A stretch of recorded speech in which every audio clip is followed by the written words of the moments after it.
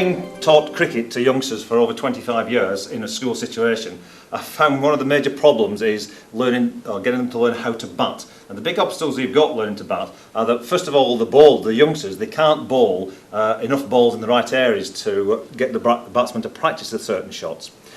If they could get the ball to pitch in the right places, then the pitch they've been playing on, the surface would be uneven, it might roll, it might lift, it might deviate off a line and be impossible to play the shot.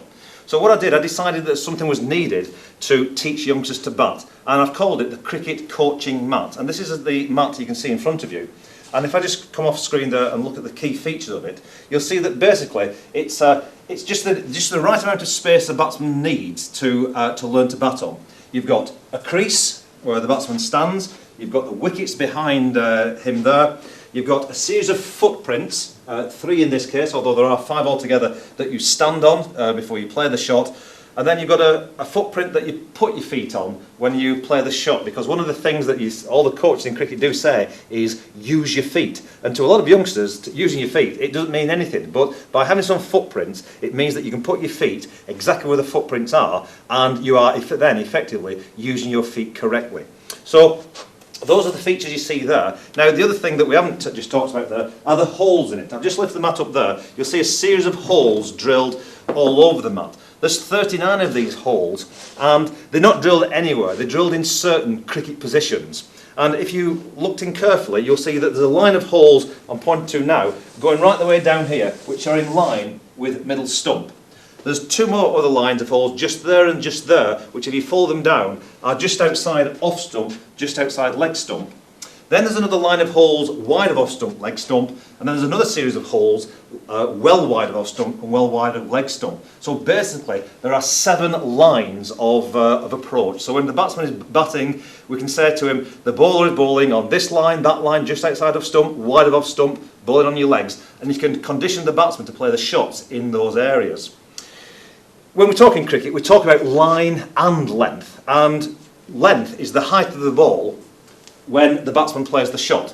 And so what we've got then, we've got a series of tees. Now, these tees, just lift them up from the mat, that is the base tee that I've called, and it's got a certain height and a flange underneath, so that when you hit the ball, the tee doesn't disappear. The ball goes one way, the tee goes the other way. That's the old-fashioned system of teaching batting. But if you put it feed it through underneath, through one of those holes there, then it stays in place. So you place the ball on top of it, and you're ready to play your shot. So you're saying to the youngsters, in this case, well, what's the line of this ball? They'll say, well, to the left-handed batsman there, it's just outside his off stump. What about the length of the ball? Well, we'll say, well, that ball is over-pitched. If the bowler would make the ball, pitch the ball there, bounce the ball there, by the time it comes to the batsman, it's at that height, and that is the perfect height to play the drive shot, and you'll play the shot like that. So, just going through the shot again, from a coach's point of view, you're in your 2 stance feet footprints here. There is the front foot footprint, you stand on, and then you can play the shot, and that's what it looks like. So, from a coaching point of view, the coach can play the shot. He can play the shot in real-time speed, a bit like that, or he can play it in stages, stage 1, stage 2, stage 3, the hitting, stage 4, the follow-through. So you can demonstrate it at a speed that the youngsters can understand, 1, 2, 3, 4, rather than it be just a quick flash. Or it can be done in slow motion, like that, so they get the idea for it. Or, and this is the word called reverse chaining, it can be done in reverse. So you play the shot there, you can take it back to the next stage, to the next stage, and to the next stage, until the youngsters understand what they are doing.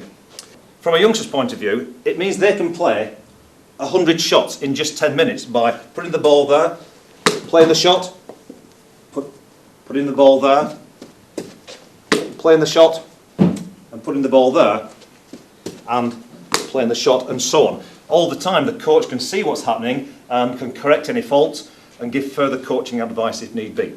So That is the length, that's like the driving length we've talked about. But what if we say to the batsman, well, the ball has just taken the length of the ball, it's just taken a couple of yards out of it. So the ball now is bouncing 2 yards nearer to the bowler. What sort of height will that be when it comes to the batsman? Well, obviously, hopefully they're going to say it'll be a bit higher. And because it's a bit higher, we insert the next tube up. And it slots in like that. And that represents a ball that is bouncing slightly higher.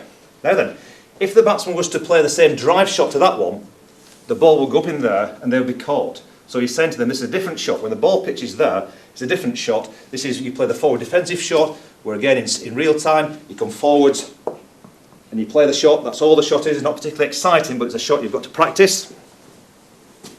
And again, you can do a clear demonstration, then youngsters can come along, play the shot, play the shot, play the shot. And basically that's what it is. So it's by combining the different lines of the ball with the different lengths, and there's 3 lengths or 4 lengths altogether, including the base plate. That's an even higher ball there that bounces there. Move it up to the highest one there.